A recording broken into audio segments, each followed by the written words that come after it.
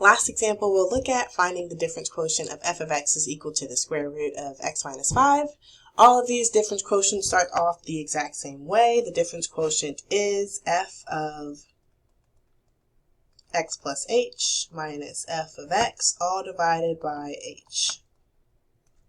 F of x plus h is, plug x plus h into the function, so that'll be x plus h minus 5.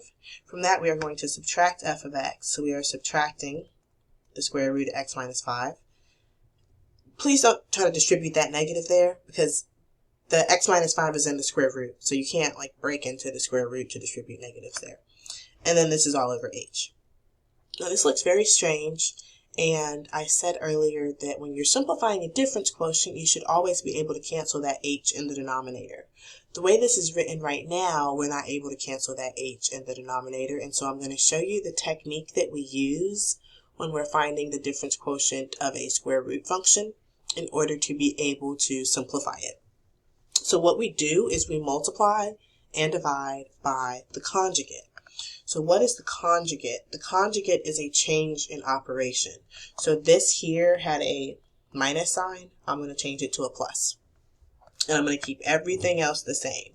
The x plus h minus 5 under the square root, and then the x minus 5 over the square root. Okay. And we're multiplying and dividing by it. Okay, so you just saw me like spaz out right there. Keep the same thing in the top and the bottom, right? Because if you don't put the same thing in the top and the bottom, then what are you doing? You're changing it, and we don't want to change the expression. So now let's multiply. When we multiply this in the denominator, we're not really going to be doing much, okay? Multiply fractions straight across the top, straight across the bottom. So in the bottom, I'm just going to leave the h that's right there multiplied by what we have in the denominator of that second fraction. And this will just stay like that, okay? In the numerator, though, we're actually going to be multiplying. So let's do this, and let's do this carefully. First, the square root of x plus h minus 5 times the square root of x plus h minus 5. What's going to happen? We're basically squaring that square root because we're multiplying it by itself, so it's going to cancel out and just leave us with the x plus h minus 5 with no more square root, okay? If you didn't catch that, what I'm saying is that, there's a minus sign there.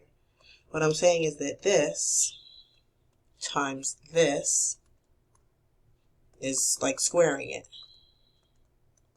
Squaring that square root. You're multiplying it by itself. And squaring a square root cancels out. And just gives us that, okay? Now watch this. Now I'm going to take this and multiply it by that. Okay, so it's going to give me a plus. I'm just going to write the two things next to each other. The first square root and the second square root. Followed by, that was outer. Now I'm going to do inner. We're foiling. I'm going to write the two things next to each other. Notice I have a minus sign now because this is a negative one here. To erase all this. And then the last thing we need to do is last. F-O-I-L. First, outer, inner, last.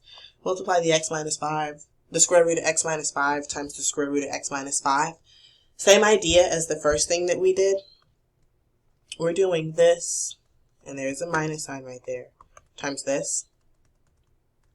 So we are basically squaring that square root so that it will cancel out. But don't forget that there was a minus sign in front of that, and you'll have to distribute that negative to get a negative x plus 5.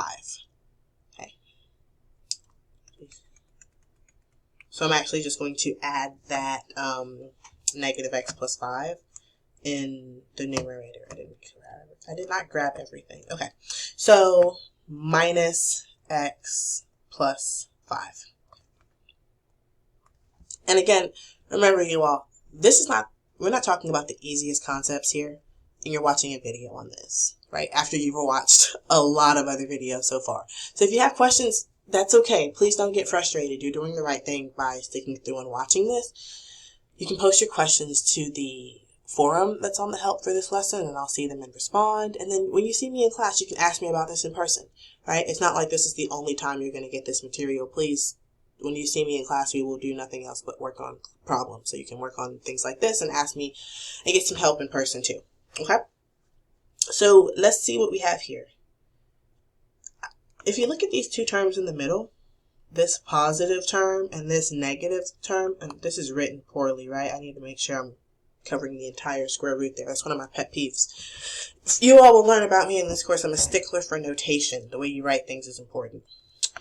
Okay, so if you look at that term I circled in blue and the term I circled in green, they're the same term, but one's positive and one's negative. And it doesn't matter what order we multiply those square roots in because multiplication is commutative. So you can switch the order around and it'll be the same. So those two terms cancel because they're the same term with opposite sides. Then we have a negative x right here that'll cancel with the positive x in the front. We have a positive 5 right here that'll cancel with the negative 5 that was purple, leaving us with simply an h in the top. So we simply have h over h times this denominator where these square roots are added. And then the h cancels. And our final answer is 1 over the square root of x plus h plus 5 minus the square root of x minus 5. And that is our difference quotient there.